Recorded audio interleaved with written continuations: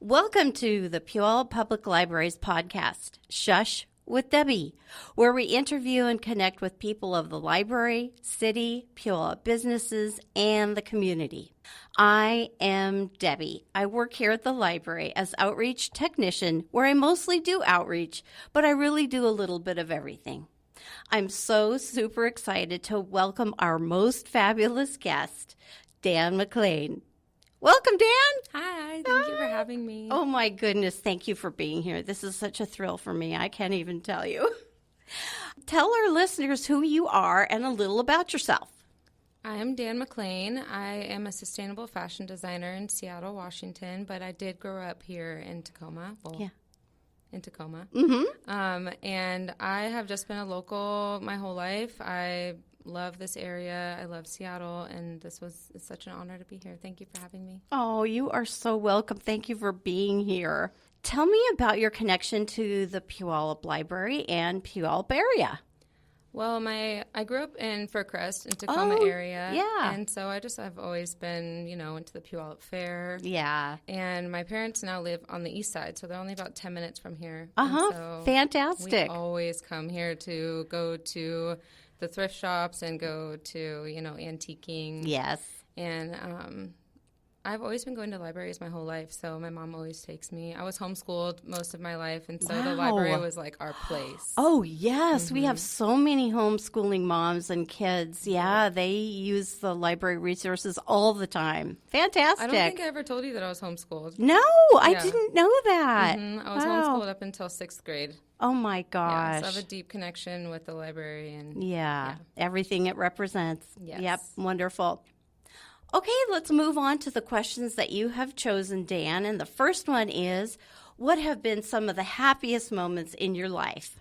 So for the past couple of years, I've been throwing runway shows up in Seattle. Yes, and that's where I saw you first. I am obsessed with runway shows. Like that feeling that you get when you see things that you've created and you watch people's reaction to them is unmatched. But for the first couple shows, I was in the back, helping the models get ready and all that. And then I learned that I have friends who are stylists that can just do that for me, and I can sneak out and I can watch the show. Oh, watching the show is everything. Happiest moments of my life. Every single one is even better and better and better. And it's just watching people and then seeing people see me in the crowd and they're like, because I sneak out and be out there. It's so fun. That is so cool. It's the best feeling. But this last show, I always come out at the end and I'll walk down, like fashion designers do. But my niece ran up to me, and I think she's 9 now. No, 8. Yeah, she ran up to me and walked down with me, and it was the proudest moment of my life. She was like, "My auntie, look at my auntie. She's a fashion designer." Oh my goodness, and wonderful for you. It was the cutest thing in the world. I bet that was the cute. I bet the crowd went wild. It made me want to do a kids fashion show. Yes, because wouldn't that be so cute? That would be. Because there would be a certain element of unpredictable, very much. Yes, which can be wonderful and endearing and sweet and funny. And I never really am around kids that much. I don't have kids. I don't want kids, but I really like my sister's kids. Yes. And I like my friends' kids. Yeah. And so I'm like, that would be so perfect to have them there. And you're so close to them. Mm-hmm. So I love that. I think that's a wonderful idea. Yeah. Yeah. We're doing it. I love it. It's happening. Okay. I love it. Okay, so the second one is, who has been your biggest influence? What lessons did that person or people teach you?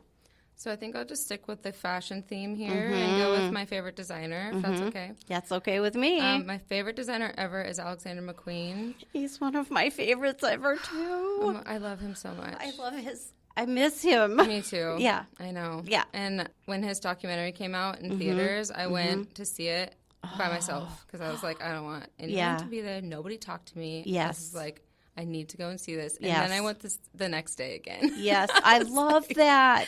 I love it. I just get, you could, the second time you can know what's coming, but yet still have still be listening and maybe learning other things that you didn't notice before. Exactly.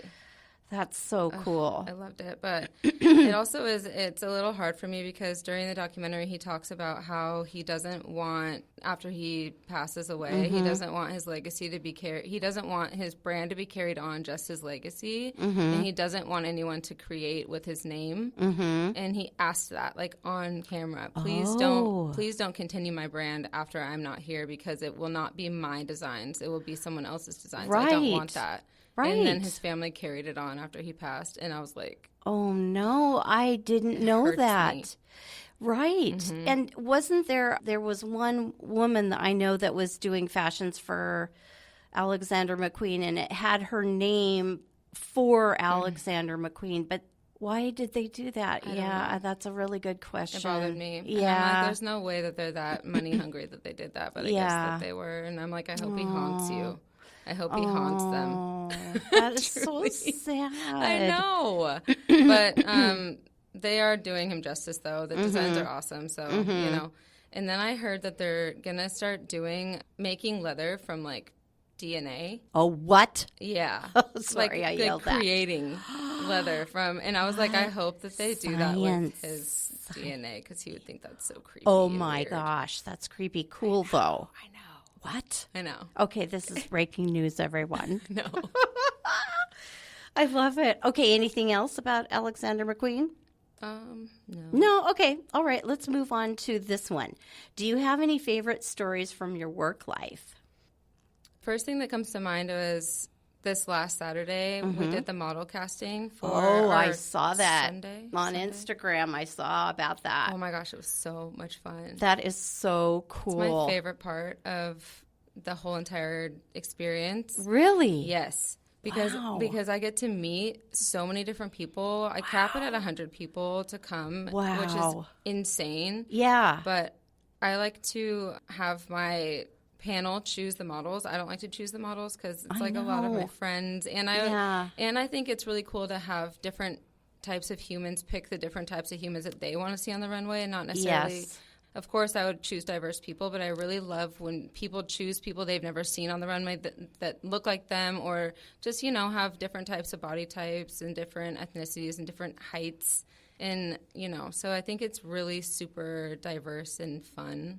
And important. And so important. Yes, I love that. Yeah, and so it was so fun. Super fun. We just have a blast. It's like everyone comes in, they're just like kind of nervous when they walk in, and then they leave, like all of us cheering. Aww. And they're like, that was the best experience ever. Like, you don't even have to choose me, but I had such a good time. Like, that's really cool. Fun. So that would give them more confidence, too, to move on and, you know, say they weren't chosen to try again because it was such a positive experience.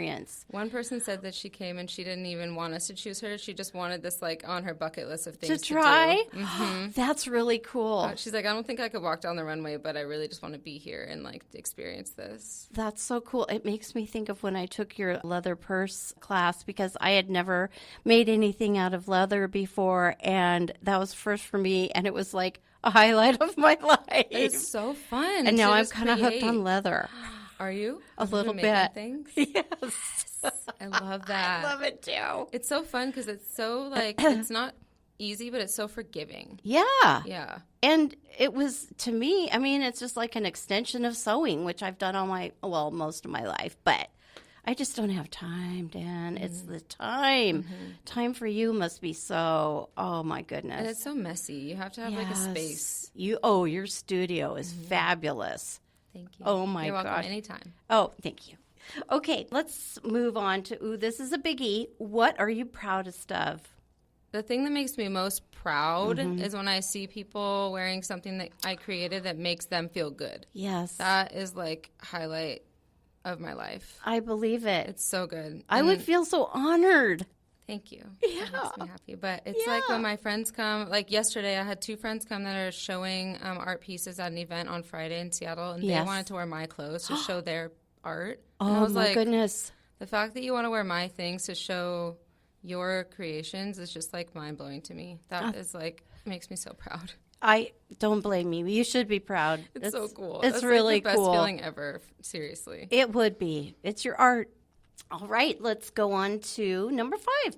Where did you grow up? Fircrest area? Yeah. Yep, in Fircrest. Yeah. And I grew up in the house that my mom grew up in, actually. Oh my gosh, that's which cool. is really cool. Family Yeah. home. Yep. My grandparents, when they got divorced, they gave the house to my parents, and then my dad remodeled the entire thing and like made it just like so amazing, extravagant. It's the only house on the park. Wow. So Fircrest Park, and then there's like that house that's Yeah. right there. That's Okay. the house it was. I got to pay attention to that next time I'm in Fircrest. I love that area. I love that house. But then Yeah. all of us moved out, and it was just way too big for my parents to manage, so they moved to the East Tacoma. But now they live like a block from my sister and her kids, so it's perfect. Oh, that's so perfect. Cute. And you're not far away either. All right. If you didn't have your current career, this is going to be fun. If you didn't have your current career, what occupation would you like to try? This was my favorite one. Oh my gosh, this is your favorite one. Okay, good. So I really want to work on the garbage cleanup for the Great Pacific Garbage Patch. Wow, what is that? There's like this really cool, I think it's called like Ocean One. Okay. I haven't heard of this. But it's like a huge ship, and it goes out and it cleans up the Great Pacific Garbage Patch. And I've always been so connected to that and wanted to do that. And I think at some point in my life I will go volunteer with them. But before I started fashion, I was in school for environmental science and engineering. Gotcha. I really love, like trying to save the planet. Yep, But now and I'm just cleaning. doing it through fashion. I'm like hoping that makes a little bit of a difference. Talk a little bit about how you do that through the fashion. So I thrift and rework garments and make them into all my runway pieces. But I really don't ever want it to look like it's reworked. I just want it to, that's what it is. Just like I don't necessarily, I'm not like, I'm super sustainable and recycle, and I don't like to like throw it in people's faces. Right. But I love that it's just like becoming a norm in the fashion world because it has to, right? Yes. Because it's like now we have all these textiles, like what are we doing? Yeah. There are definitely still the fast fashion brands that are making more, but I think there's now with like TikTok and Instagram, I think there's so many more people that are really like tapping into their reworked and redesigned fashion. I love it. But I want it to not look like what they usually look like. Like my last collection was all reworked wedding dresses. But that was so fabulous. Thank you. Well, when I saw you started to stain them on your Instagram, was oh my hard. gosh. It looked hard, but it looked so cool. Thank you. Yes. It looked kind of bloody. Well, it was red. It's my favorite color. So That makes sense. Instagram blocked a few of my videos from it. And I was like, it's this dye. This is fabric dye. Yeah. It's clothing. Oh my gosh. But yeah, that was fun. And I experienced like a lot of dyeing problems, but we're out here. It worked. Yeah. Oh, it totally did. Thank you. Yes. And you know what? This may be kind of naive, but Dan, I was thinking, I wonder if not everybody knows what fast fashion is. Could you describe it for us? So fast fashion is like big names that you would find at the mall. Yeah. Or just like big names that you see on like a lot of people doing like big hauls, they say, from these places.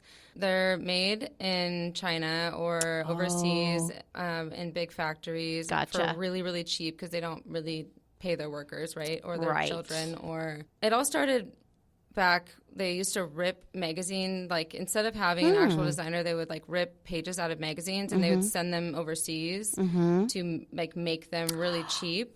What?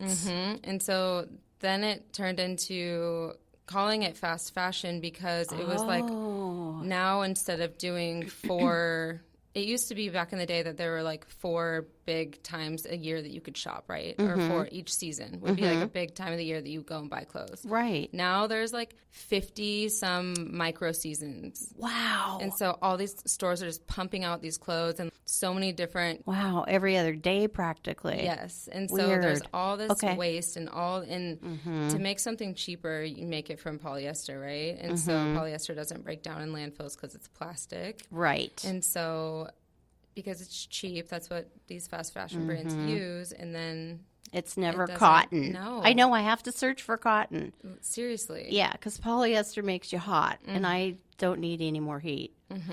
No.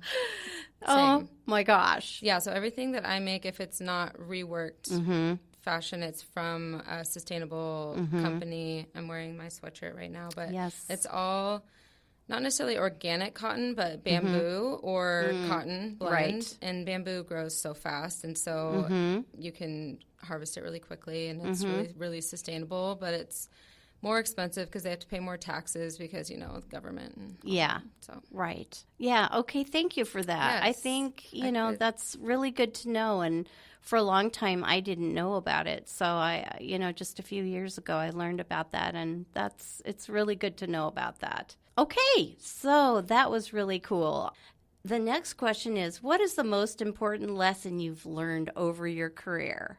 And you're very young, so I'm like, my career has been 3-4 years. Yes. I think that starting my career during COVID, so I started everything during 2020. Right.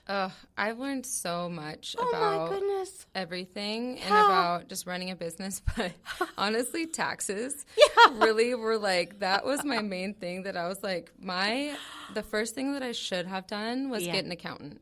Oh. Right from the beginning. So if you're starting a small business, an accountant, get an accountant. Is what you need. Yeah, because it's worth it. It really is like so much stress off your shoulders. That's a really big lesson. I believe that. It's hard. That's great. Taxes Yeah, are if you're not a math person like me, I am not. No. That is a really good suggestion. And in 2020, it was like they were very lenient about taxes. And in 2021, they were kind of just like, I mean, if you do them and, everyone's struggling, And then now they're being very serious about it. So yes.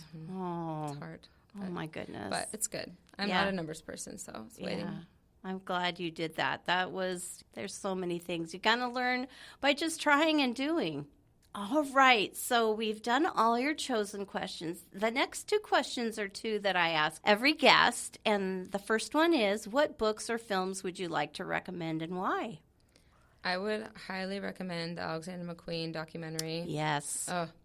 Not only is there so much fashion in it, but it really just highlights just the career of someone in fashion and what it looks like and behind the scenes with all the models. And it's just so fun. He really just, at one point he made all these relationships with all these different models just throughout the first couple years of his career, right? And so they would leave after they walked for Gucci, right? They would leave and they would come to his show in an alleyway in London, and they would walk in this alleyway, and he would I would go there. The alleyway. Oh my God, me That's too. That's so cool. Same. And I'm like, that makes me really want to do something like that in Seattle. You should just do that. Take over Pike Place Market at the end of the night or something. Oh my gosh. Right? Because all those bricks and cool cobblestone, yes, and the architecture and stuff like that. Yes. Or if not Pike Place, some other cool.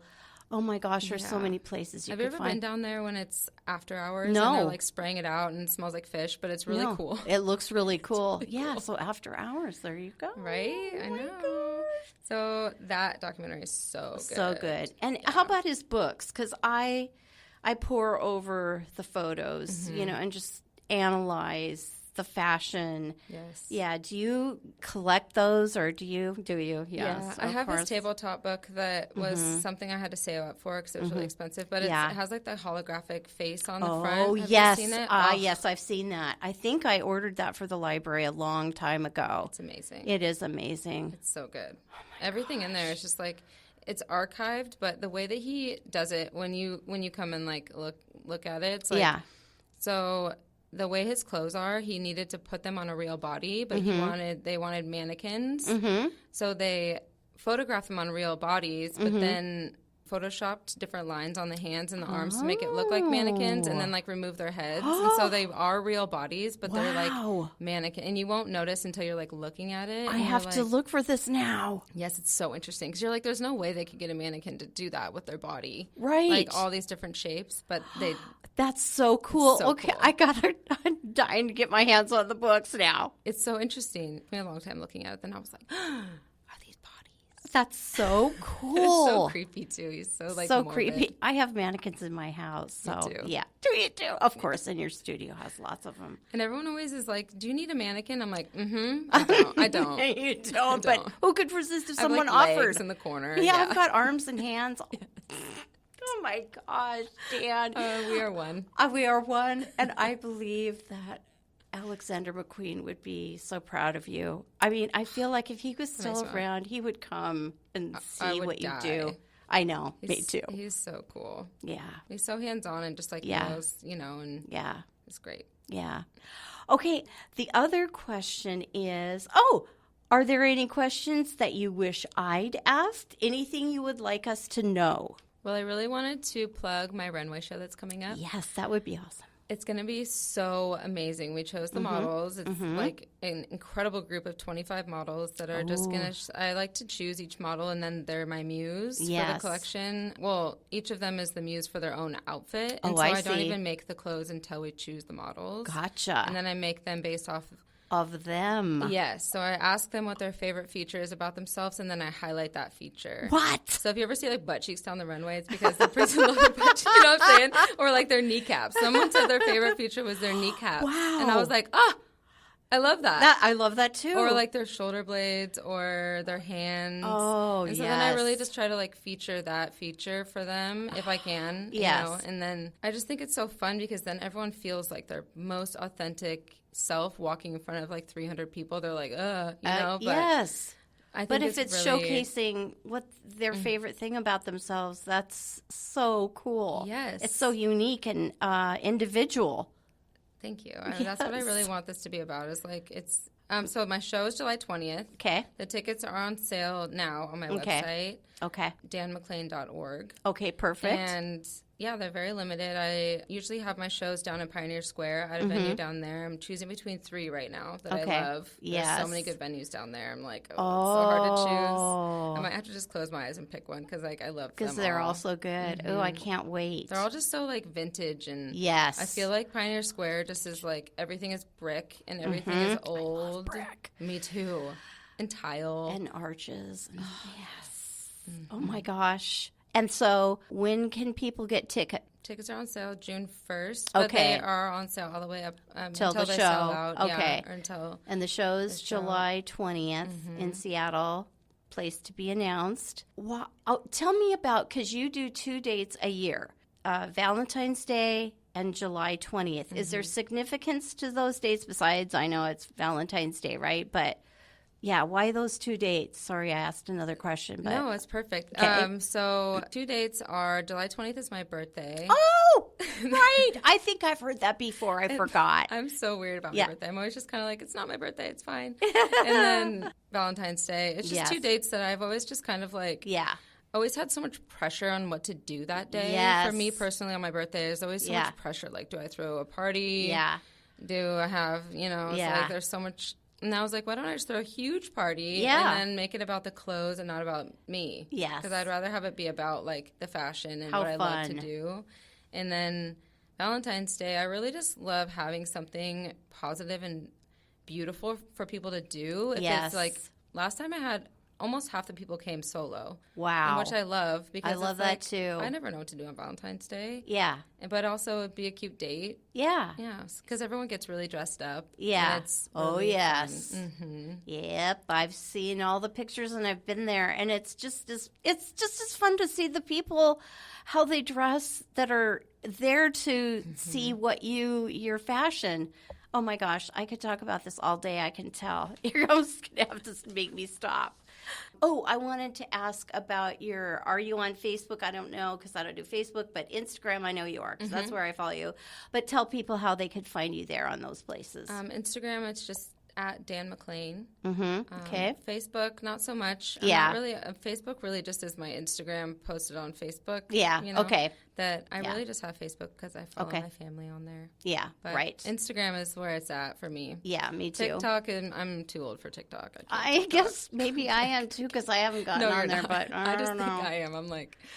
But my dad was telling me yesterday that his neck was hurting, and I was like, what's going on? And then I was like, it's probably from TikTok. Because he will scroll on TikTok at night, and I'm like... Scrolling. Is that the doom scrolling I've heard of? The doom scrolling. Yes. And I'm like, my dad's neck is sore from doom scrolling. That's hilarious. It could be a real issue. And he got pretty quiet, so I knew that I hit it on the mark. I was like, figured it out. Yeah.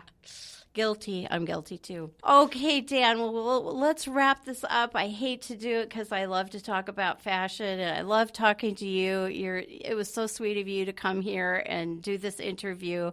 And I think it's really going to be cool for our listeners of the community.